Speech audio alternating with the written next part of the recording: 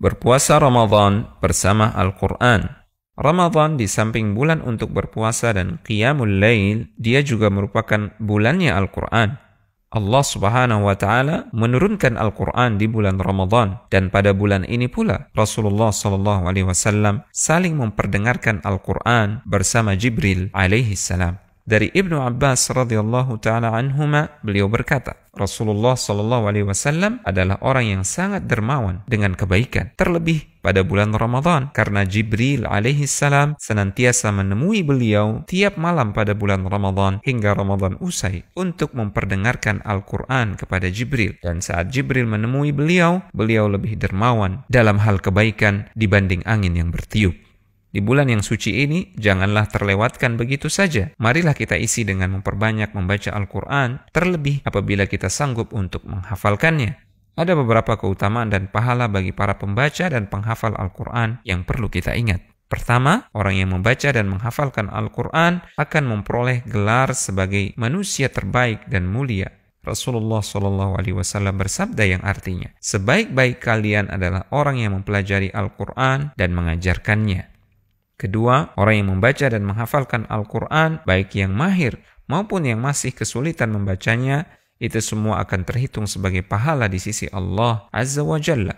Rasulullah SAW bersabda yang artinya, orang yang pandai membaca Al-Quran, dia akan bersama para malaikat-malaikat yang mulia. Adapun yang masih terbata-bata dan masih merasakan susah dalam membacanya, maka untuknya 2 pahala. Ketiga, orang yang membaca dan menghafalkan Al-Quran lebih utama sebagai imam, sebagaimana sabda Nabi SAW yang artinya, hendaklah yang mengimami suatu kaum adalah yang paling bagus di antara mereka bacaan atau hafalan Al-Qurannya. Keempat, orang yang membaca dan menghafalkan Al-Quran dapat menaikkan derajat orang tuanya di akhirat kelak.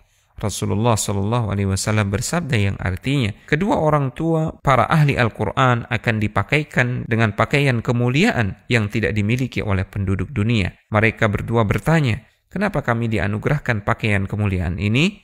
Mereka pun dijawab bahwa sebabnya adalah karena anak mereka yang menghafalkan Al-Quran.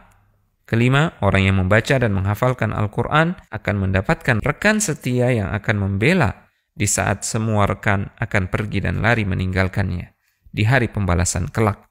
Rasulullah SAW bersabda yang artinya, ibadah puasa dan Al-Quran akan memberikan syafaat kepada seorang hamba pada hari kiamat. Puasa berkata, ya Allah, dahulu aku telah mencegah orang ini dari makanan dan syahwatnya, maka izinkanlah aku untuk memberi syafaat kepadanya. Al-Quran juga berkata, ya Allah, aku dahulu telah mencegahnya dari tidur pada malam hari, maka izinkanlah aku untuk memberi syafaat kepadanya, maka keduanya pun diizinkan untuk memberikan syafaat.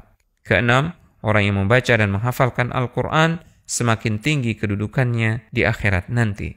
Rasulullah SAW bersabda yang artinya, diperintahkan kepada para pengemban Al-Quran, baca dan teruslah naik, serta bacalah dengan tartil, seperti dahulu di dunia kalian membacanya.